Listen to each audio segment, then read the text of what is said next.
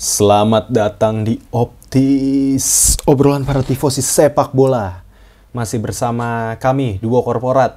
Namun saya ditemani oleh seorang budak korporat yang bukan biasanya.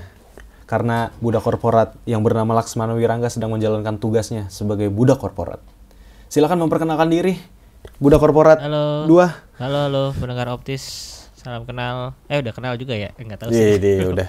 Udah Aldi familiar. dari Interest Podcast. Iya, ini adalah seorang founder podcast di mana dia bermonolog ria yang tidak tergantikan di Interismi Podcast karena dia satu-satunya gitu.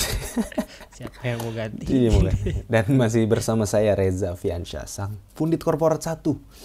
Oke, jadi di pembahasan kali ini ada rekapan sedikit tentang Giornata 2 Serie A ya, Bapak Aldi ya. Ada hasil-hasil mengejutkan. Frosinone sebagai tim promosi berhasil mengalahkan Atalanta 2-1. Lalu ada Verona yang berhasil mengalahkan Roma dengan 10 pemain. Lalu ada Lecce yang berhasil menahan imbang Fiorentina.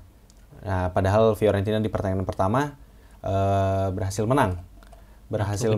Cukup besar dengan skor 4-1 melawan Genoa. Ya, betul. Dan di Giornata 2 ini menarik sih. Ada yang paling menarik, tapi sebelum kita masuk ke sana, menarik karena akhirnya Matteo Retegui berhasil membuka menciptakan gol di Serie A. Keren golnya ya. Semoga ini bisa berlangsung seterusnya karena dia adalah salah satu striker yang saya pilih di Serie A Fantasi milik saya. Setuju. Gue juga punya, dan kalian teman-teman juga jangan lupa untuk join ya. Betul.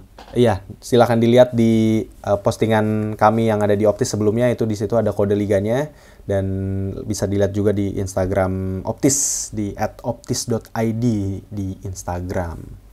Gue udah ngomong Instagram ya, sorry ngulang-ngulang.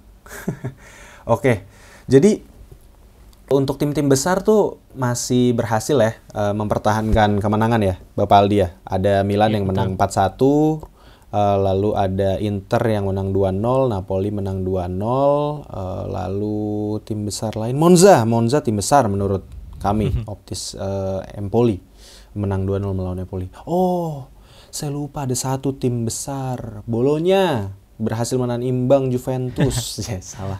Salah narasi. Iya, Juventus sayangnya gagal mencuri kemenangan melawan Bologna. Tertinggal dulu. Ya. Namun berhasil dibalas oleh Dusan Vlahovic, memanfaatkan umpan manis manja dari Iling Junior.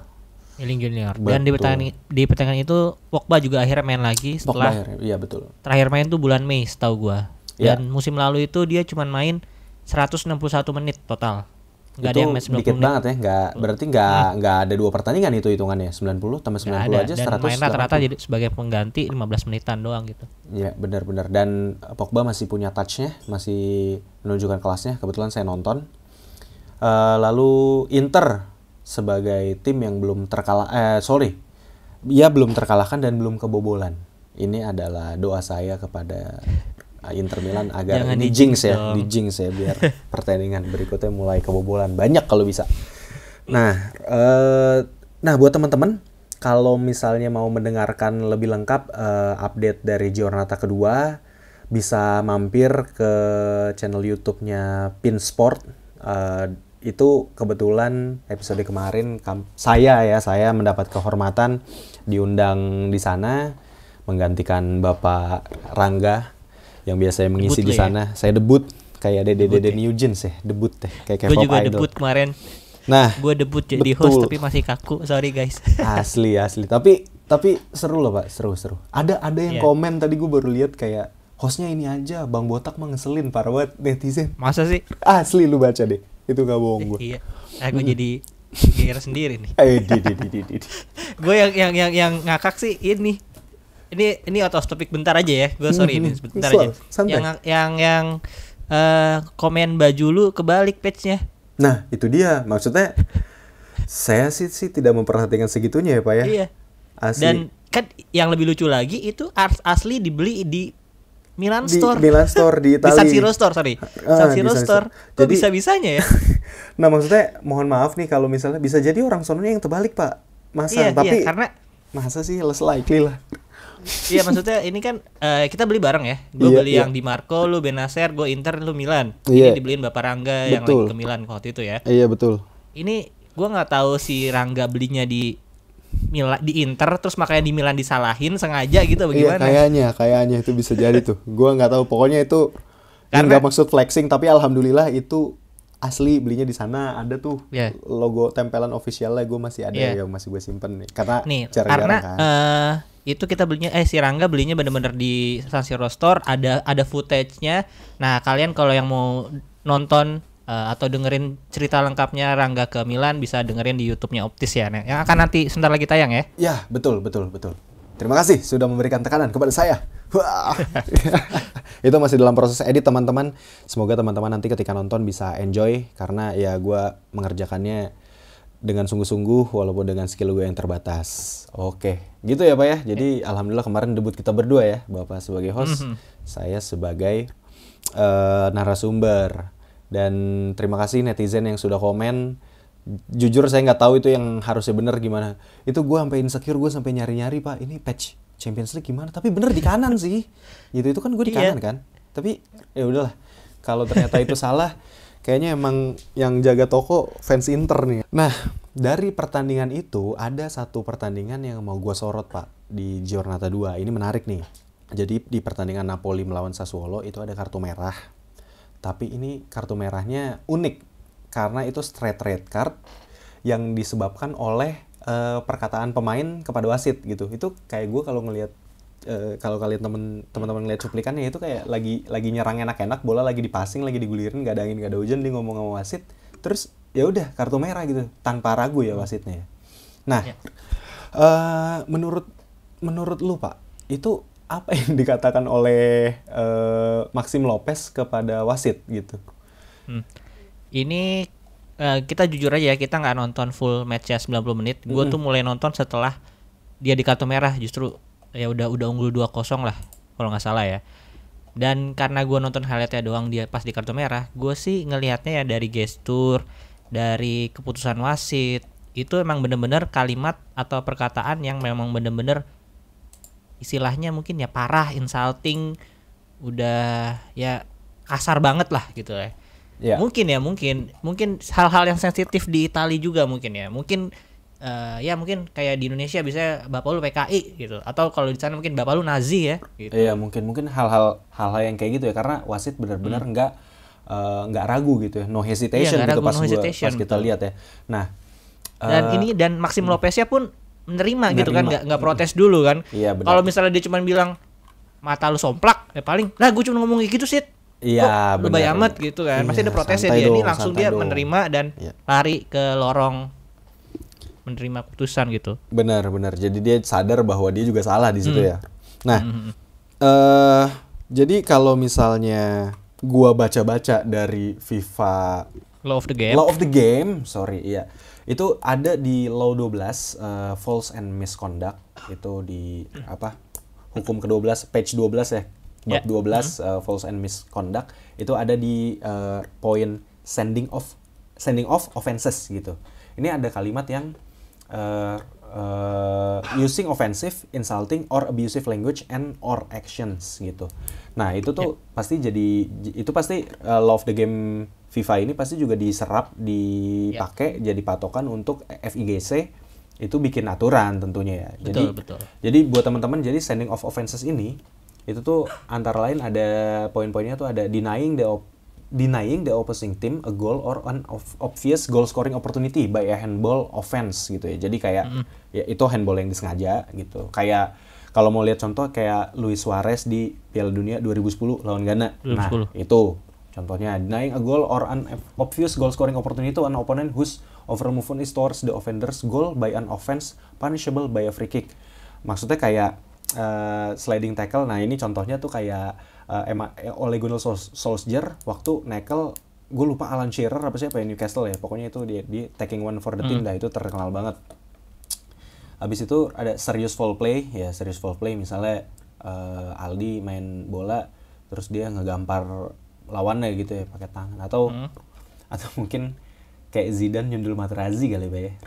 Itu ya, itu lebih ke violent conduct sih kayaknya sih, karena itu di luar. Oh, itu di luar serious foul play ya. Serious foul play mungkin Ya, tackle 2 kaki gitu kan. Kalau foul kan masih yang berbau sepak bola dan mungkin bisa dipikir bisa jadi nggak sengaja gitu. Iya, benar. Foul play menurut gue benar.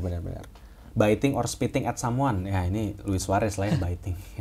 ini gue yakin ini kan peraturan diupdate terus ya.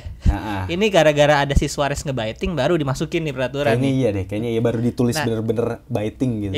Iya, ini gue takutnya nih di 2034 ini takutnya ada seseorang yang foul yang aneh-aneh gitu. Misalnya ngasih upil ke pemain lawan gitu. Itu bisa sih. Nanti ditulis peraturan baru tuh. Ya semoga nggak ada itu, upil to opponent. Agak konyol ya. Nah, terus menambahkan dari official statement FIGC ya, dari operator Serie A itu di tanggal 29 Agustus 2023 official announcement-nya itu memang dikatakan bahwa si Maxim Lopez ya, bentar saya cari, Maxim Lopez itu tuh emang dia suspension for 2 effective match day ya, si Maxim Lopez itu for having in the 6 minute of the second half directed a severely offensive expression at the referee gitu. Jadi ada ya emang itu yang dia katakan. Gua rasa mungkin dia kebawa emosi di permainan ya Pak ya, karena memang kalau kita lihat pertandingan Napoli Sassuolo ini terjadi banyak foul gitu. Betul. Tadi statistiknya bagaimana Bapak Aldi? Secara statistik kedua tim hampir 20 foul total, Napoli 9, Sassuolo 10. Tapi Napoli ini nggak ada yang kena kartu di antara 9 foulnya itu. Untuk Sassuolo ada 1 kartu kuning dan 1 kartu merah dari si Maxim Lopez tersebut ya. Dan kalau gue lihat dari kata tadi ada severely, berarti kan beberapa kali berarti itu mungkin puncaknya yang di menit 51. Mungkin ada beberapa kali yang masih enteng-enteng lah ngatainnya atau insultingnya, baru di situ udah final gitu kali ya. Ya mungkin karena emang terjadi banyak foul, pasti adalah protes dari dia. Itu pakai dong mata lu, atau kayak lebih fokus lah ref, atau tapi mungkin dengan bahasa yang lebih kasar gitu ya. Karena ya mungkin kalau teman-teman punya pengalaman ikut kompetisi gitu, entah sepak bola, bola basket atau apapun lah ya, waktu zaman kita sekolah atau kuliah atau mungkin sekarang gitu. Pasti kita adalah momen-momen sama wasit gitu kan. Pasti kita ada momen-momen ke bawah tensi panas pertandingan gitu, dan biasanya yang jadi kambing hitam wasit karena memang beliau yang mengambil keputusan-keputusan itu gitu kan. Yang kadang kita anggap merugikan atau menyebalkan lah gitu. Nah, kalau lu biasanya gue tanya dulu bentar ya. Kalau lu biasanya kan lu juga sering kan ikut pertandingan. Lu biasanya kayak gimana kalau ngadepin wasit yang menurut lu agak berat sebelah? Gua ngadepin wasit yang berat sebelah alhamdulillahnya nggak banyak ya Pak ya. Tapi kalau misalnya gua ngadepin wasit yang berat sebelah kayak gitu, jujur pelatih gue sih nyaranin gua untuk tetap tenang gitu ya. Maksudnya boleh protes ke wasit tapi dengan kalimat-kalimat yang masih sopan gitu. Maksudnya, ref tolong dong lebih fokus dong gitu. Itu tadi dia narik baju atau apa misalnya. Gue main basket sih gitu. Gue main basket jadi biasa kayak, lu tau kan kalau orang main basket kan kadang suka jaila gitu tuh Pak. Blok apa tuh, lu di bawah ring dia megang baju lu gitu atau apa, jadi agak ngumpet-ngumpet narik-narik. Nah itu sih biasanya kayak gitu. Terus juga ya lu harus main lebih bagus aja sebenarnya dari tim lawan lu. Cuma itu sih senjatanya. Expression yang paling parah yang pernah lu keluarin menurut lu? Ya gue melotot ke wasit gitu loh, yang kayak apa sih, kayak ya itu gimana gitu, sit gitu loh, kayak sit ini gimana, foul lah itu, fokus dong gitu. Gue agak ngegas gitu biasanya. Jadi gitu, kata-katanya nggak terlalu yang kasar, yang ngatain atau gimana ya, cuman enggak sih ya segitu dong ya. Gue kalau nggak habis Pak sama pelatih gue juga. Maksudnya ya memang pada dasarnya kan sepak bola atau olahraga itu kan untuk kita respect gitu kan. Itu yang dikedepankan sebenarnya kan. Ya gitu kalau gue sih, gue juga basket sama kayak lo. Cuman gue rasa gue jarang yang protes gitu juga, karena gue ya ibaratnya nggak terlalu inilah, gua agak males berdebat gitu. Cuman ada satu saat yang menurut gua udah kesel banget gitu sama wasitnya. Ya yang paling parah, expression yang paling gua parah ya gua sarkastik aja, tepuk tangan ketika dia ngasih call yang bad call menurut gua gitu. Iya. Dan waktu itu gua langsung di technical foul gua.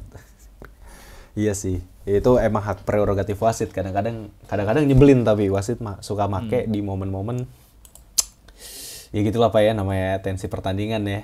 Itu adrenalin sih, nggak selalu bisa kita kontrol. Tapi gue melanjutin lagi di official statementnya Serie A ini. Itu tuh ternyata gue respect juga sih ya, terlepas dari ini dijalanin atau enggak ya, tapi banyak juga ini loh, penegakan hukum lah kepada tim-tim yang memang melanggar gitu, baik dari timnya atau supporternya. Kayak contohnya Napoli itu didenda 10.000 euro karena supporternya itu di menit ke-24 babak kedua directing a beam of laser light towards the player on the field of play. Jadi kayak ngarahin itu laser zaman inilah kayak Piala AFF 2010. Iya. Gitu kan. Terus ada 3.000 euro ke Roma karena supporternya itu ketika pertandingan melemparkan petasan dan smoke bombs, bom asap ke playing area gitu, ke lapangan gitu. Nah, jadi ya ini terlepas di belakang kayak gimana ya, tapi official statementnya kan menyatakan bahwa ya yang melanggar hukum ya tetap harus ditegakkan gitu. Ya semoga ini juga bisa diadaptasi oleh tim sepak bola kita dalam negeri ya. Untuk penegakan ini ya. Semoga tragedi Kanjuruhan juga kami bantu menyuarakan. Semoga itu bisa diusut tuntas. Anjay, pesan politik ya Pak. Amin. Tapi itu bukan politik lah, itu penting lah gitu ya kan Pak. Betul. Nah, jadi gitu teman-teman, itu tadi official statement dari Serie A dan juga tadi law of the game-nya gimana. Gitu. Berarti ini si Maxim Lopez kan secara peraturan memang kalau yang straight red card bakal absen 2 pertandingan ya. Iya benar. Ada di official statement-nya juga. Dan dari pihak Sassuolo atau ya Maxim Lopeznya juga gue lihat sih dari beberapa channel berita nggak ada tuh yang memberitain kalau mereka akan banding, dan kayaknya udah nerima aja gitu. Iya kayaknya kalaupun, karena gue rasa Maxim Lopez pun sadar, klubnya sadar bahwa ketika ini diajukan banding pun malah jadi bumerang buat mereka gitu loh. Bisa jadi malah penambahan hukuman, rugi di mereka gitu. Betul. Dan kalau menurut gue di luar ini ya, kita di luar ngomongin ya dia abusive language-nya atau segala macam ya. Menurut gue Maxim Lopez ini Sassuolo dengan kehilangan Maxim Lopez akan tambah ini lagi nih, akan tambah bolong lagi nih, karena saat ini kan Sassuolo udah kalah 2 kali ya. Sekarang juru kunci bahkan 4 kali kebobolan tanpa nyetak gol satupun. Ya makin sulit aja nih, apalagi besok akan menghadapi Verona di Gerta ketiga, yang dimana Verona juga ini formnya lagi bagus. Betul. Dengan skema counter attack-nya mereka. Jadi dan gua rasa di pertandingan selanjutnya Verona harusnya berani untuk ngambil inisiatif serangan lah ya. Gitu. Karena tapi bermainnya di mana ya Pak ya? Di pertandingan di Sassuolo itu bermain dengan Sassuolo. Iya. Nah, ini juga berbahaya juga sih kalau gue lihat ya. Kalau Sassuolo karena di kandang mengambil inisiatif serangan, Verona juga punya skema serangan balik yang bagus gitu. Jadi ya coba kita lihat aja. Gue rasa sih Verona yang akan banyak pegang bola sih. Karena ngelihat dari itu permainannya dia. Ya, gimana? Setuju. Tapi kalau gue lihat balik lagi ke Law of the Game ya. Ada sedikit yang menggelitik deh menurut gue. Apa tuh? Seperti yang tadi gue bilang kan, pasti ini Law of the Game akan diupdate ya, mungkin skalanya setahun atau 2 tahun lah ya, regulernya gitu. Benar.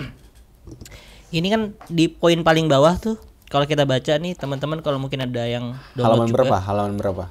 Halaman 107 yang tadi yang descending of offenses itu. Ada poin entering the video operation room atau VAR. Ini berarti kan tempat VAR ya? Iya, tempat VAR. Ini berarti kan ini peraturan ini dibuat setelah ada kejadian. Harusnya dong. Benar. Harusnya dong. Benar. Nah, ini kejadiannya kira-kira seperti apa sampai ada pemain yang tiba-tiba datang ke ruangan VAR gitu. Nggak, gua rasa kayaknya ini gue nggak tahu terjadi di divisi mana, di liga mana. Iya. Ya. Ini jujur gue belum nyari tahu beritanya. Tapi Iya. bisa jadi kayak dia kesel gitu loh, Bang. Dia kesel. Ya mungkin bisa aja dia tiba-tiba jalan ke dalam, terus dia buka gitu loh video operation room-nya kayak lu gimana sih, mana coba gue mau lihat atau gimana gitu loh. Kayaknya gue pernah baca beritanya deh. Deh. Dan ini berarti karena VAR ini kan baru dipakai di liga-liga gede doang ya. Harusnya liga-liga yang ya mungkin top 5 atau top 6 lah pokoknya di Eropa menurut gue sih. Betul, masih baru sih ini adaptasinya Piala Dunia 2018 ya, pertama kali ya. Iya. Dan ya itu gue lagi mirip jadian dia. Gimana dia bisa tahu langsung ruangannya di situ pertama. Mungkin dia akan beberapa kali menemukan ruangan yang salah gitu. Dia buka pintu ternyata kantin. Dia buka lagi ternyata toilet cewek. Iya, buka lagi ternyata musola gitu ya. Iya, akhirnya ketemu ruangan VAR yang bener. Baru buat peraturan itu baru deh. Oh iya, VAR aja nih gitu kan. Nih larang deh gitu. Kayaknya gitu akhirnya update di Law of the Game loh, ini lo nggak main-main loh. Lucu banget. Aduh. Oh, itulah kurang lebih update dari Giornata 2 Serie A ya. Dan kejadian menarik di balik Maxim Lopez di kartu merah. Tapi Pak, coba deh kalau menurut lu kalimat apa sih yang dikeluarin bener-bener gitu. Tapi gue pengen lu harus lucu. Coba, mampus lu gue tembak. Ya, di setupnya gitu dong. Harus lucu. Coba. Bercanda. Iya, itu jokes gue, gak boleh. Lah kan ini belum tentu dengerin di Lucy. Paling pelan-pelan Pak Wasit. Pelan-pelan Pak Wasit. Aduh. Gue gak kepikiran lagi yang lucu apa, Pak. Aduh, tapi cuman gue rasa ini yang benar-benar sensitif sih pasti kayak. Ya gue nggak tahu yang sensitif di Italis hal-hal kayak gimana. Kalau dia cuma ngomong pesek gitu mata lu picek, bangsat, anjing gitu doang sih kayaknya. Ya nggak sampai kartu merah sih, mungkin kartu kuning dulu atau peringatan. Ada yang bapaknya wasit itu. Iya. Bejo. Bapak lu Nazi itu paling masuk akal kali ya. Bejo gitu. Udin gitu. Kayaknya gitu deh. Mungkin. Udin gitu. Lu tahu kan nama wasitnya BTW? Gue baru mau nyari tahu siapa namanya. Aduh, gue harus buka catatan gue dulu. Ya Antonio Guia namanya. Nah, berarti bapaknya kan something Guia tuh. Bisa jadi namanya Guia. Ya. Guia. Aduh. Atau Pak, mungkin kayaknya dia sensitif, Pak. Karena mungkin dibahas pekerjaan di luar lapangannya atau di luar di luar lapangan atau yang dulunya gitu wasitnya. Kayak dulu nih, ini beneran Pak, gue waktu SD, gue pernah punya temen main bola. Lu tau kan anak SD main bola berantem gitu. Ini berantem gara-gara, jadi dia lagi main, dikatain Pak bapaknya gitu. Maksudnya mainnya kan ya agak gerasak-gerusuk lah ya, biasa lah sebenarnya gitu. Tapi main yang bener dong lo, satpam gitu. Gue gini loh, gue nggak bermaksud merendahkan profesi satpam atau apa, nggak sama sekali, bener deh. Tapi maksud gue itu kan ofensif gitu loh untuk orang gitu. Maksud gue bisa jadi tuh dicengin gitu, apa gitu. Gitu maksud gue. Iya bisa jadi, berarti ya dia ngatain itu juga ya si Maxim pekerjaan si orang Anthony tuanya gitu. sebelum jadi wasit ya. Bisa jadi tuh maksud gue, itu poin yang gue mau tunjukin. Jadi teman-teman kalau ada pendengar yang punya profesi itu, gue tahu pekerjaan kalian tuh berat gitu. Sebagai satpam, sebagai security, karena kalian tempatnya dosa dan kesalahan gitu ya. Kalian bohong dosa, kalian negor atau apa, kadang kalian yang salah gitu. Jadi atau nggak negor atau apa jadi salah gitu. Jadi gue ngerti banget, sumpah gitu. Gue punya keluarga yang ada di profesi itu, jadi santai. Jadi gitu Pak, itu dulu berantemnya parah Pak, asli. Diem-dieman Pak, 2 minggu Pak. Lucu banget. Aduh, oke. Gue move on ke topik selanjutnya yang mau kita bahas di podcast kali ini, di episode ini. Itu karena kita ngeteknya ini telat ya sebenarnya. Wah, produser kita sebenarnya udah marah-marah, tapi sebenarnya ini blessing in disguise. Tahu kenapa? Karena kita tag-nya pas drawing Liga Champions. Ini paling update. Kita paling update berarti. Ya Pak ya. Aduh, jadi hasil drawing Liga Champions dari grup A ada siapa aja Bapak Aldi? Bentar dong. Gue udah save tapi jangan langsung dong.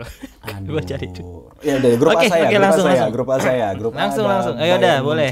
Ada Bayern Munchen, ada Manchester United, ada Copenhagen dari Denmark ya ini, Galatasaray. Nah, ini menurut lo grup B langsung. Oh, langsung aja grup B. Grup B ada siapa? Grup B, Sevilla, Arsenal, PSV sama Lens. Oke, grup C ada Napoli, Madrid, Braga dan Union Berlin. Grup D ada Benfica, ada Inter, Salzburg, Real Sociedad.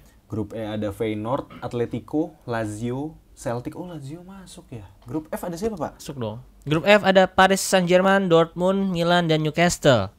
Di sini menarik ya, gue nambahin dulu sedikit. Milan bakalan ketemu sama Donnarumma dan Tonali. Mereka. Oke, grup G ada juara bertahan Manchester City, RB Leipzig. Ini bacanya gimana Pak? Crvena Zvezda. Ya. Oh, ini Red Star Belgrade nih, ya kan? Iya, Red Star Belgrade-nya. Red Star Belgrade. Terus ada Young Boys. Grup H ada siapa? Ada Barcelona, Porto, Shakhtar Donetsk dan Antwerp. Belgia ya. Belgia. Oke. Ini kita singkat aja karena Rangga nggak ikut tag, jadi kita nggak usah bahas Napoli dan Cancel lah ya. Itu paling dibantai sama Madrid. Ntar nggak sih, kayaknya Madrid bisa kalah sih, feeling gue ya. Tapi gue pengen bahas dari lu Inter dulu nih. Kira-kira lu bakal reuni sama Di Maria? Enggak dong, nggak reuni sama Di Maria. Di Maria kan pemain Juve. Reza. Ini gue sempat cool tweet juga di ini tadi barusan di Twitter di Twitter. Kuliah Twitter ya. Enggak sih, cuma dia nge-thread aja lah, tapi enggak banyak. Oke, tapi itu bisa dilihat di mana, Pak? Coba sekalian promo. Di Interisme Podcast, Interisme Media ya kalau di Twitter, kalau Instagram Interisme Podcast. Oke, lanjut. Ini opini gue singkat. Pokoknya intinya nggak seperti 3 tahun ke belakang di mana Inter tuh selalu ketemu sama tim-tim besar kayak Munchen, Barcelona, Madrid yang labelnya tuh calon juara ya. Musim ini Inter ketemu tim yang relatif di bawah Inter semua. Jadi mungkin paling Benfica yang paling agak berat ya, karena kemarin juga sempat ketemu kan di babak quarter final. Tapi menurut gua sorry. Yuk, lanjut. Menurut gua nggak bisa dibilang enteng juga nih grup D. Secara di atas kertas memang Inter lebih baik di antara keempatnya. Misalkan kalau gua kasih rating, mungkin ratingnya Inter 83, sedangkan tim lainnya di grup D itu mungkin 72 sampai 80. Selisihnya nggak terlalu jauh. Jadi kesempatan semua tim masih cukup berimbang. Ya. Nah, tapi menurut gua imbangnya tuh bukan 25% masing-masing untuk lolos ya kesempatannya. Menurut gua Inter masih akan tetap lebih tinggi, mungkin 33%, Benfica 27, Real Sociedad 21, tipis di bawahnya ada Salzburg 19%. Nah, itu gue cuman opini mendasar, gua nggak ada maksud gua pesimis sebagai fans Inter. Tapi kalau menurut gue kalau Inter bisa fokus tiap pertandingan, nggak ada yang cedera, rotasi berjalan dengan baik, terus nggak ada faktor eksternal yang ganggu, gue yakin sih Inter bisa mastiin lolos. Bahkan sebelum game week 6 gitu, mungkin di game week 4 atau 5 sih. Oke, wah itu luar biasa ya. Cukup ini ya, bermain dengan angka-angka ya Bapak, ini luar biasa. Statistiknya ditulis loh. Probabilitasnya itu. Probabilitas itu. Wah, oke. Menarik ya. Jadi teman-teman gimana? Kalian setuju atau enggak? Mungkin nanti bisa ditulis di kolom komentar. Cih, gila. Kayak podcaster handal nih. Oke. Ya BTW karena Spotify sekarang udah bisa komen ya langsung udah di bisa komen. Ini ya. Benar udah bisa komen dan juga bisa bikin Q&A dan lain sebagainya. Mungkin itu nanti akan gue bikin juga sih. Nah, gue mau bahas juga Milan di grup F. Ini gue mungkin nggak serapi Aldi ngomongnya nih karena dia udah curang, dia udah bikin cool tweet tadi. Kalau menurut gue Milan ada di grup neraka ini ya Pak ya. Ada Paris Saint-Germain, ada Dortmund, ada Newcastle. Newcastle sebagai kuda hitam, tim kuat baru di Inggris Raya, tentu nggak bisa diremehin. Dortmund kehilangan beberapa punggawa kuncinya ya, kayak correct me if I'm wrong ya dia, Jude Bellingham, ya kan? Itu salah satu yang keluar. Sorry gue nggak bisa nyebutin yang lain lagi nih. Gue langsung cepat aja. Tahu gue Rafael Guerreiro juga, tapi gue nggak tahu jadi apa enggak. Rafael Guerreiro.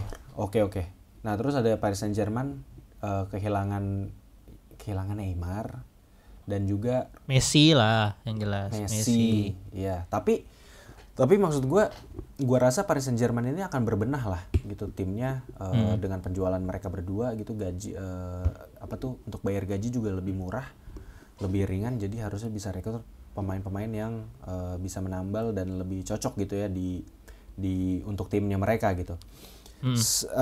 Menurut gua kans Milan di sini masih ada, asal Milan fokus di pertandingan-pertandingan awal-awal ya, terutama di 2 pertandingan awal. Menurut gue itu akan jadi penentu banget Milan kansnya bagaimana gitu. Melawan Newcastle tentunya nggak akan mudah. Ada Sandro Tonali di sana juga di lini tengah, dan gue udah ngeliat betapa bagusnya Tonali bermain gitu. Tapi mungkin beruntungnya Newcastle juga bukan tim yang DNA Eropa ya. DNA Eropa, langganan Liga Champions. Jadi harusnya secara mentalitas Milan masih bisa mengimbangi bahkan mengungguli gitu. Begitu juga dengan Borussia Dortmund. Itu gue rasa juga asal Milan bisa tenang, fokus bermain dengan skemanya, nggak kebawa permainannya Dortmund gitu ya. Dan gue berharap sih di 2 pertandingan di 3 pertandingan awal itu nggak bermain di kandang Dortmund dulu ya Pak ya. Karena emang sinyal Iduna Park itu angker banget gitu. Ya, betul. Nah, gue agak pesimis ngelawan Paris Saint-Germain sebetulnya. Karena kualitas materi pemainnya tentu di atas kertas mereka lebih unggul ya. Tapi kalau ngelihat dari kebiasaannya Paris Saint-Germain di Liga Champions, gue rasa bisalah curi-curi poin gitu. Ya gue berharap pembelian Milan musim ini kan udah cukup nyetel nih, udah cukup memuaskan dan tepat guna lah gitu ya. Tepat guna kalau kata Bang Rossi box to box gitu. Nah, semoga ini juga bisa berlanjut di Liga Champions. Paling itu sih. Kalau untuk yang lainnya ya udahlah, nggak usah dibahas lah ya. Panjangan nanti. Iya, gitu. Tapi mungkin singkatnya kalau kita ngomongin tim-tim Serie A ya, yang kan ada Napoli sama Lazio sisanya ya berarti. Iya. Kalau Napoli sisanya itu karena mungkin Real Madrid paling besar, terus Braga sama Union Berlin. Gue rasa sih Napoli bisa lolos di peringkat kedua. Lazio nih yang gue rasa masih akan 3 tim ini, Feyenoord, Lazio sama Celtic tuh masih imbang banget gitu. Kalau satu tim kan udah pasti lolos menurut gue Atletico, karena musim lalu dia nggak lolos kan ya, dia kayaknya bakal niat banget ngejar di sini nih. Iya benar. Gue ngerasa Lazio kalau nggak cepat berbenah bisa jadi ini sih juru kunci di grup E. Iya. Feyenoord kan juara Belanda tahun lalu. Jadi itu di sama Van Nistelrooy ya pelatihnya ya. Iya, dan juga Feyenoord juga kan ngelangkah jauh di UECL kan, UEFA Conference League. Iya. Iya, UEFA Conference League. Itu kalau nggak salah sampai semifinal ya Feyenoord ya. Kalah sama Roma. Roma bukan ya? Gue lupa juga, kayaknya Roma deh. Kalah sama Roma. Iya. Iya. Correct me if I'm wrong ya. Kayaknya Roma tapi. Kayaknya Roma. Pokoknya musim lalu kan Roma Sevilla kan? Itunya. Iya, finalnya. Iya. Iya, enggak Pak. Musim lalu itu Conference League. Betul. Conference League itu 2023. Oh, Europa League maksud gua, bukan. Iya, Europa League itu. Oh, Europa League dia kalah sama Donetsk, salah deh gua, sama Donetsk di round of 16. Iya, benar. Oh, iya itu kayaknya 2 musim lalu deh Feyenoord yang di semifinal UECL. Nah, jadi mungkin itu sih review singkat kita terhadap tim-tim Serie A untuk grup stage draw Liga Champions. Gimana kalau pendapat dari teman-teman? Mungkin para tifosi kita semua adalah di dalam hal ini satu suara lah ya, berharap tim-tim Italia juga bisa melangkah jauh gitu. Ya. Jadi biar kalau kalian punya teman-teman fans liga lain, terutama Liga Inggris, itu kan kadang menyebalkan banget gitu ya. Wah, itu liga terbaik di dunia. Ya emang gitu. Cuma ya nggak usah terlalu inilah ya. Nggak usah terlalu keluar-keluar gitu kan. Maksudnya kemarin juga yang lolos cuma City doang gitu kan. Semifinalnya kan 2 tim Italia bisa masuk. Terserah lah kalian mau bilang itu hoki atau bola-bola bandar, tapi ya it is what it is gitu kan. Ya, jadi sorry mungkin, tapi gue mau ini dulu. Sorry ya. Gue enggak, ini cuma ralat doang. Van Nistelrooy ternyata pelatihnya PSV, sorry. Salah gue bukan Feyenoord. Tolong itu harus diralat memang biar kita tidak terlihat ini. Tidak terlihat ngomong-ngomong asal-asalan gitu. Atau mungkin nanti bisa saya cut, saya edit. Oke, mungkin itu aja kali ya Pak ya untuk episode kali ini. Semoga teman-teman semua enjoy dengerinnya, sebagaimana kita berdua enjoy juga ngomongin hal ini. Pokoknya stay tune terus di Optis untuk mendengarkan episode-episode selanjutnya yang pastinya akan ada update dari Serie A dan juga ada konten-konten lainnya yang membahas lebih dalam gitu seputar Serie A atau sepak bola pada umumnya gitu ya. Setuju. Dan gue nambahin sekali lagi, silakan. Mungkin cuman jangan lupa untuk teman-teman main Serie A Fantasi karena seru, dan kalian juga bisa jadi ngulik-ngulik tim lain selain tim kesayangan kalian di situ. Betul. Terus join di liganya Optis ya. Ini baru 9 orang nih yang join nih. Ayo dong. Ayo, satu lagi nih, kita dapat hadiah ya. Betul. Dan ada hadiahnya. Karena akan ada hadiahnya. Betul. Hadiahnya tuh udah diumumin di Instagramnya Optis juga kan. Silahkan di follow, jangan lupa di follow ya teman-teman.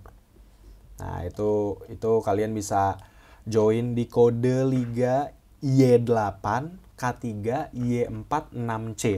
Oke, huruf Y gitu itu kecil semua ya. Jadi silakan kalau mau ngelihat tinggal copy paste, itu bisa di episode kita yang sebelumnya, yang episode 2 season 2 episode 2. Ya, mungkin itu aja pembahasan dari kita kali ini. Terima kasih teman-teman sudah mendengarkan. Terima kasih ya. Kami pamit, Pundit Korporat pamit. Thank you. Salam olahraga. Thank you. Terima kasih. Terima kasih para tifosi.